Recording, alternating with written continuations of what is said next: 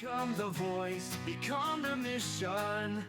Born here or born afar. If you love this land, don't have faith in politicians. So, Keir Starmer, two-tier, no beer, puts your granny in fear Starmer, has suddenly got a new trick up his sleeve to introduce digital ID to the citizens of the UK. Now, what could possibly go wrong? Putting everyone's data into a big hackable honeypot. What could go wrong? Criminals hacking in, getting all your information and selling it to whoever.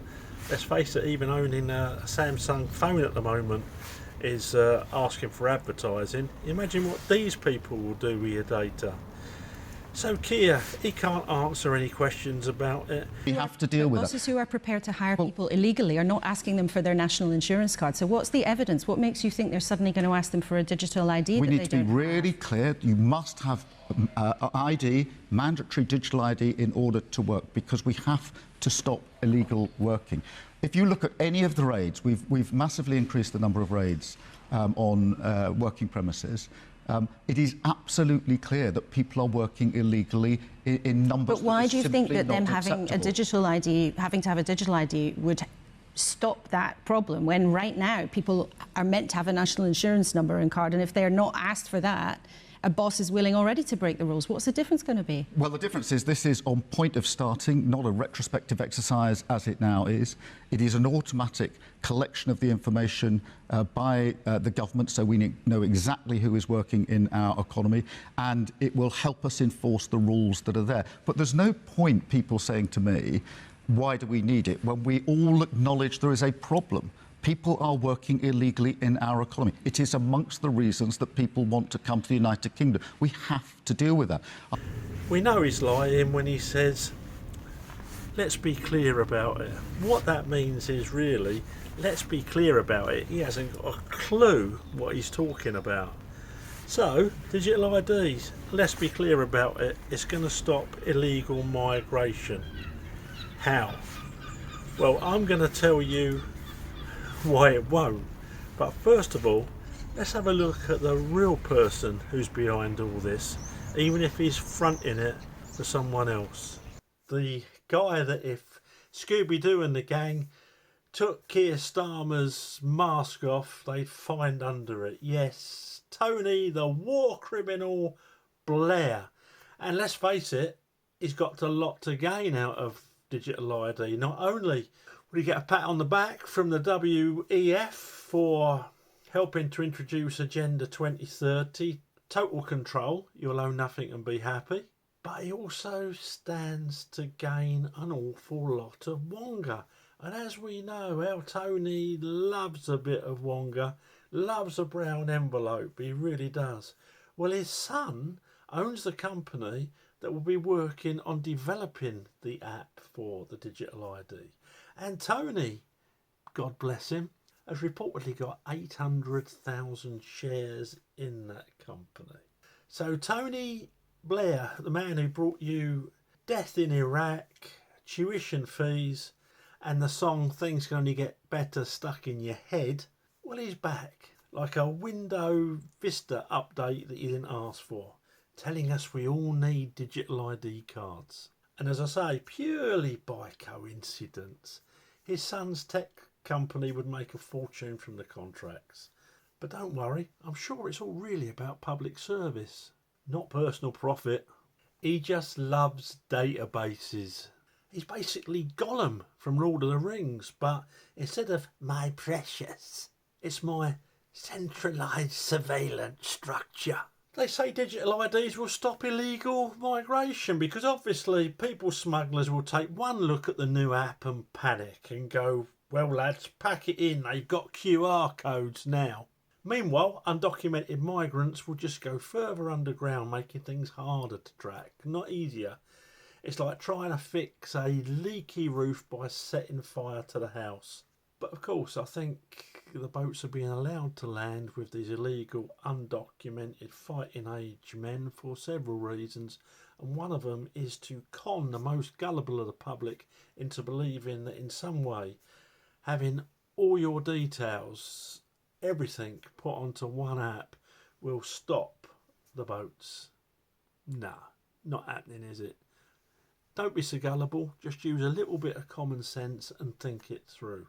No matter if you're far left or far right, if you're like most normal people, a little bit to the left of politics or a little bit to the right, think it through.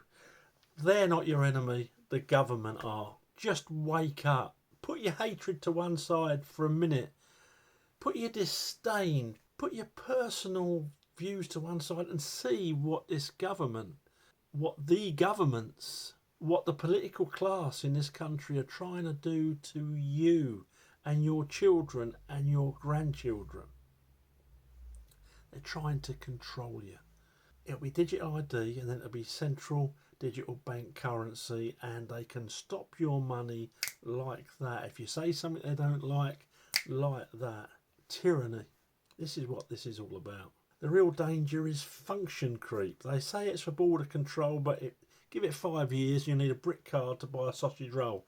10 years, you'll need it to breathe. Once you hand the government a surveillance tool, they don't give it back. Future ministers, no matter what the government, will expand it faster than a ministerial expense account at a champagne reception. And of course, it'll be technically flawless, just like NHS IT projects and HS2 and the Post Office Horizon system. Mustn't forget it, must we, Ed Davey, leader of the Fib Dems? You've not mentioned that lately.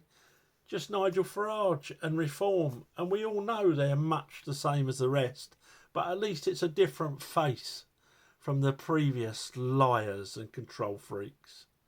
Not that I'm voting Reform, but that's a note to Ed Davey. So with the IT, I'm sure there'll be no errors, no wrongful deniers of... So with this app, I'm sure there'll be no errors, no wrongful denials of healthcare, jobs or housing. And it'll only cost, what, 50 billion? A bargain for a scheme that doesn't work. Same as the track and trace app. And what about the people without smartphones, internet or tech skills? Well, obviously they don't count. This is Britain. If you're poor, old, disabled or just unlucky, the government's answer is download the app or starve. A lovely digital two-tier system to match the justice system and the policing system. What could be better? Digital IDs don't make us safer, they make us watched. An authoritarian state loves them. China's got them, Russia's got them. North Korea probably has them carved into stone tablets. But hey, Britain wants to join the Cool Kids Surveillance Club. Estonia are already in it, it works there. This scheme isn't about migration, it's about control. It's about shifting power from the people to the state, with big tech cashing in on the way. And we don't have to accept it. The law and the courts and good old-fashioned civil disobedience are all on our side. Because if they want to make this country a digital panopticon, the least we can do is try not to make it easy for them. So, two-tier Kia, the alleged renter of Ukrainian models and receiver of many free gifts from Lord Ali, he wants this to stop illegal migration. Well, I'll tell you what it does. It creates a centralised surveillance database which is ripe for abuse. Risk of function creep, IDs used far beyond the original purpose, prime target for hackers, honeypot of sensitive data, no credible evidence it will reduce illegal migration, could drive migrants underground, making issues worse, excludes people without smartphones, stable internet or digital literacy, erodes privacy and personal freedom, shifts power from citizens to the state, disproportionate impact on vulnerable groups and minorities. Technical errors could deny access to essential services like jobs or healthcare. Costly, complex and repeats past ID card failures. Enables corporate exploitation of personal data, creates surveillance infrastructure by stealth, resembles authoritarian systems more than liberal democracies, legally vulnerable under privacy, equality and human rights laws. And that's how we fight back. Civil disobedience, non-violent of course, and through legal and civil rights routes. The Human Rights Act 1998 and ECHR. Article 8, privacy. Mass data collection equals disproportionate interference. Article 14, non-discrimination, excludes vulnerable groups. Article 11, freedom of association, denial of services impacts participation. Number 2, UK constitutional principles. Rule of law and proportionality. Courts can strike down arbitrary measures. Common law privacy recognised in Campbell versus MGN 2004. Right not to be excluded from society. The Equality Act 2010. Indirect discrimination against older, disabled, digitally excluded groups. Government must meet public sector equality duty. Judicial review. Challenge legislation as ultra-vires, disproportionate or unlawful. Courts can strike down secondary legislation or false amendments. International pressure. Escalate to European Court of Human Rights if needed, although past rulings show surveillance systems can be overturned. Civil society action. Mass petitions, lobbying MPs, protests, coalitions, Liberty, Big Brother Watch, privacy and tech groups. Non-compliance and public pressure can make enforcement impractical, and we've always got a great big strike if we really want to bring the country to a halt. Remember the oil tankers parking themselves outside of oil refineries because they didn't want further fuel duty? Stopped the country in days, and we'll probably need to do that again to stop these absolute maniacs, these tyrants, from controlling not just your life but the life of your children and your grandchildren as well. And I don't care if you're left, right or whatever, you surely can't want that. You surely can't be that gullible to give all your data to these absolute nutcases without even questioning it. So the bottom line, mandatory digital ID is a solution in search of a problem. And the solution is mass surveillance, corporate profit and power imbalance. It doesn't fix migration, it undermines liberty. But don't be scared, as UK citizens we have strong legal, civil and democratic tools to push back. We've got to use them. That's my thoughts on digital ID and what we need to do and where it will put us. Please subscribe to the channel and please start writing to people saying, no, not for me. This isn't left, this isn't right at all.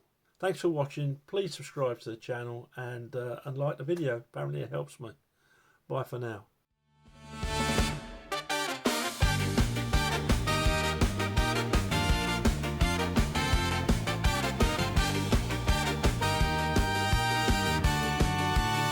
Become the voice, become the mission. Born here or born afar. If you love